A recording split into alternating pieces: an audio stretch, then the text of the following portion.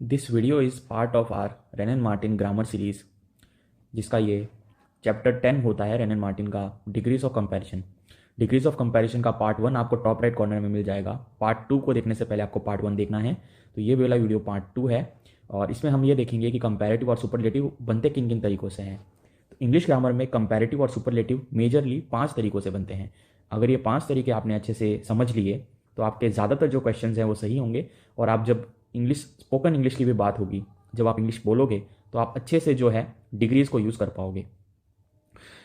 इन 5 तरीकों में सबसे मेजर चीज़ है कि हम कोई ना कोई प्रीफिक्स या कोई ना कोई सफिक्स ऐड करेंगे जो हमारी पॉजिटिव डिग्री होती है एक एडजेक्टिव की। एडजेक्टिव की पॉजिटिव डिग्री क्या होती है, पार्ट 1 से आपको अच्छे से समझ में आ जाएगा, राइट।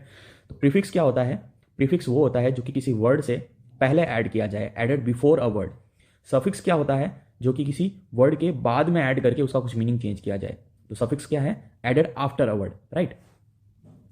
हैविंग सेड दैट, जो हमारा सबसे पहला तरीका है कंपैरेटिव और सुपरलेटिव बनाने का, वो सबसे मेजर तरीका है। ज़्यादातर जो एग्जांपल्स होंगे इंग्लिश में उनमें आप यही तरीका यूज़ करोगे। जब भी आपको कोई एडजेक्टिव मिले, आप उसके पीछे कंपैरेटिव में आप ऐड कर दोगे ई आर और सुपरलेटिव में आप ऐड कर दोगे ई एस टी। ये सबसे कॉमन एग्जाम्पल है कंपैरेटिव और सुपरलेटिव बनाने का, राइट। तो आप ई आर और ई एस टी ऐड कर दोगे एग्जाम्पल्स के थ्रू। Sweet, sweeter, sweetest. Small, smaller, smallest. Tall, taller, tallest. Clever, clever, cleverest, right. ये सबसे कॉमन एग्जाम्पल है, ये आपको याद रखना है, राइट। और बाकी के जो एग्जाम्पल्स होंगे उनमें कुछ पर्टिकुलर आपको दे रखे होंगे, उन पर्टिकुलर तरीकों को आपको आइडेंटिफाई करना है, पॉजिटिव डिग्री को। तब आप आराम से ये समझ पाओगे कि रूल नंबर 2, 3, 4, 5 आपको कहाँ पे लगाने हैं। नाउ मूविंग ऑन, जो हमारा सेकंड तरीका है वो ये कहता है कि जब भी पॉजिटिव एंड होता है ई के साथ, पॉजिटिव जो एडजेक्टिव है ई के साथ एंड होता है, तब हम क्या लगाते हैं? ई आर नहीं लगाते, ई एस टी नहीं लगाते, ई लगाने की जरूरत नहीं पड़ती, राइट। इट मेक सेंस ना। जब ई पे एंड हो रहा हो तब आप सिर्फ आर लगाते हो कंपैरेटिव बनाने के लिए और एस टी लगाते हो सुपरलेटिव बनाने के लिए, राइट। ब्रेव का ब्रेवर, ब्रेवेस्ट। फाइन का फाइनर, फाइनेस्ट, राइट। इसी तरीके से बाकी सारे एग्जाम्पल्स हमारे फॉलो करते हैं। और ऐसा इंग्लिश में कोई भी वर्ड हो, एनी वर्ड अगर आपको इस टाइप का दे रखा हो एडजेक्टिव, तो आपका सुपरलेटिव या कंपैरेटिव बनाने के लिए आर और एस टी ऐड होंगे, ई एस टी या ई आर ऐड नहीं होंगे। कभी भी आप डबल ई या डबल ई एस टी बिल्कुल भी नहीं करोगे, राइट। नेक्स्ट जो हमारा रूल है वो ये कहता है कि जब भी पॉजिटिव जो है वो वाई पे एंड होता है, तब आप क्या करते हो? वाई पे एंड हो और उसके पहले एक कॉन्सोनेंट आना चाहिए। वाई के पहले, इस रूल में वाई के पहले एक कॉन्सोनेंट आना चाहिए, सेकंड लास्ट वर्ड जो हो। तब आप क्या करते हो? वाई को आप चेंज कर देते हो आई से और उसके बाद आप ई आर और ई एस टी लगा देते हो। जैसे कि हमारा एग्जाम्पल है हैप्पी।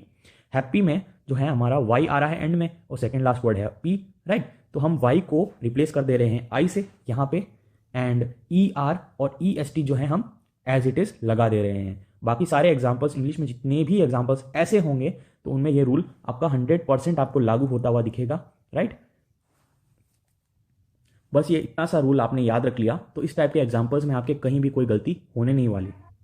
ये जो हमारा वर्ड है मैरी, ये थोड़ा डिफिकल्ट वर्ड है, कईयों को पता नहीं होगा। तो मैरी का अर्थ होता है लाइट हार्टेड या फिर चेयरफुल। अगर कोई हंसमुख हो, किसी का जो व्यक्तित्व हो वो हमेशा हंसने वाला हो, तो उसको हम क्या कहते हैं? He is a merry person, right. He is a very cheerful person.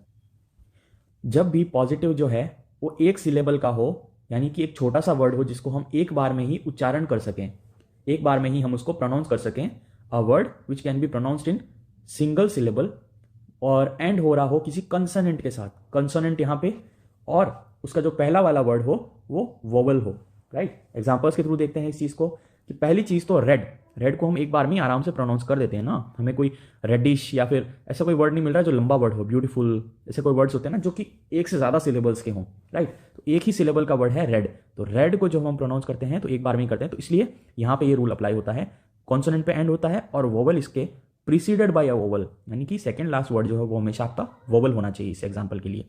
तो रेड को आप क्या बनाओगे, आप क्या करोगे?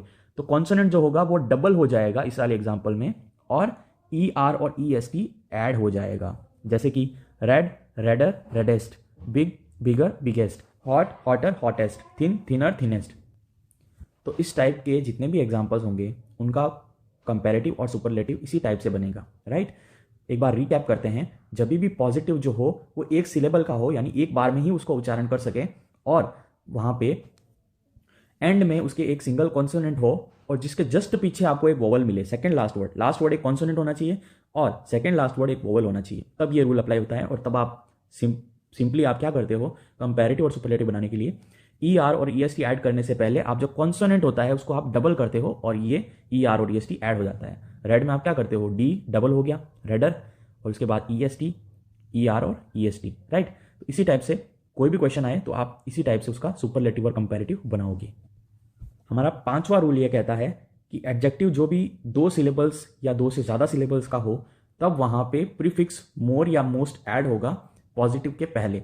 अब देखिए, पहले हमने सफिक्स ऐड किया था, अब इस वाले एग्जांपल्स में आपको प्रीफिक्स ऐड करना है। प्रीफिक्स यानी पहले जुड़ने वाला शब्द, जैसे कि beautiful, more beautiful, most beautiful. आप कभी भी ब्यूटीफुलर या ब्यूटीफुलेस्ट नहीं करोगे, आप क्या करोगे, कंपैरेटिव में आपका होगा मोर ब्यूटीफुल और सुपरलेटिव में होगा मोस्ट ब्यूटीफुल।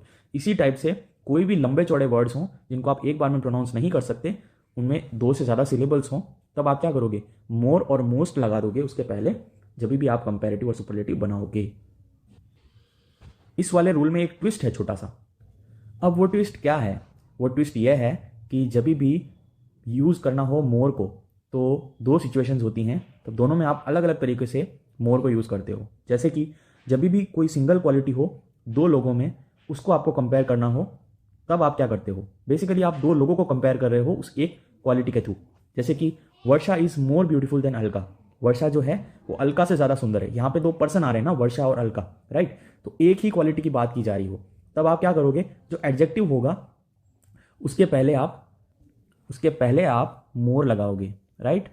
और इसका अर्थ ये होगा कि जो एक व्यक्ति है उसमें वो पर्टिकुलर क्वालिटी दूसरे व्यक्ति से, दूसरे पर्सन से ज़्यादा है। और दूसरी जो सिचुएशंस होगी, जब हम 2 क्वालिटीज़ को, एक ही इंसान की 2 क्वालिटीज़ को कंपेयर करते हैं, तब हम बात करते हैं कि ये इंसान जो है इसमें ये वाली क्वालिटी से ज़्यादा ये वाली क्वालिटी है, क्वालिटी ए से ज़्यादा क्वालिटी बी जो है उस इंसान में एग्जिस्ट करती है। और क्या होगा उसका अर्थ, जो क्वालिटी ज़्यादा होगी ना, जो क्वालिटी का अमाउंट ज़्यादा होगा, उसके पहले हम मोर लगाएंगे उसमें, राइट। अब देखिए, Varsha is more clever than beautiful, Varsha जो है वो इतनी सुंदर नहीं है जितनी कि चालाक। अब हिंदी में इसको ऐसे भी कह सकते हैं, वर्षा जो है वो ज़्यादा चालाक है जितनी वो सुंदर है उससे, राइट। तो कहने का अर्थ ये है कि क्लेवर जो है वो उसकी क्वालिटी जो है उसकी अमाउंट ज़्यादा है उसके सुंदरता से, यानी कि आप उससे, ये भी कहा जाए इसके पीछे भाव हो कि आप उससे बच करके रहिए, वो जो है जितनी सुंदर नहीं दिखती उससे ज़्यादा वो चालाक है। या फिर यहाँ पे कोई भी 2 ट्रेट हो सकते हैं, ट्रेट यानी क्वालिटी सेम होता है, तो कोई भी 2 क्वालिटीज़ को कंपेयर किया जा सकता है। जो क्वालिटी जिस इंसान में ज़्यादा हो उसके पीछे आप मोर लगाओगे और उसको आप पहले यूज़ करोगे और उसके आप बाद यूज़ करोगे देन, और उसके बाद आप जो क्वालिटी कम है उसको यूज़ करोगे, राइट। तो इस तरीके से जो मोर के 2 और सिचुएशंस में वेरी करते हैं इसके यूजेस। और जो हमारा लास्ट कंपैरिजन है वो होता है इर्रेगुलर कंपैरिजन।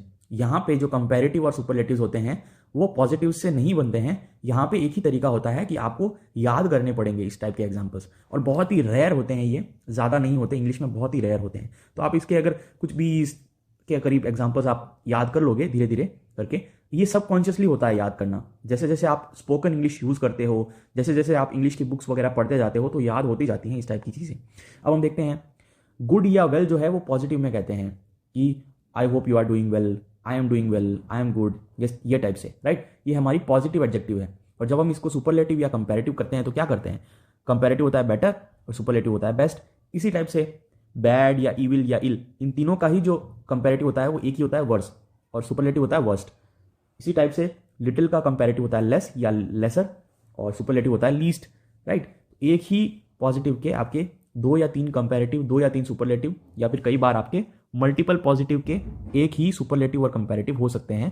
तो इस टाइप के जो एग्जांपल्स हैं वो आपको सबकॉन्शियसली धीरे धीरे आपको याद करने हैं। बाकी के हम देख लेते हैं।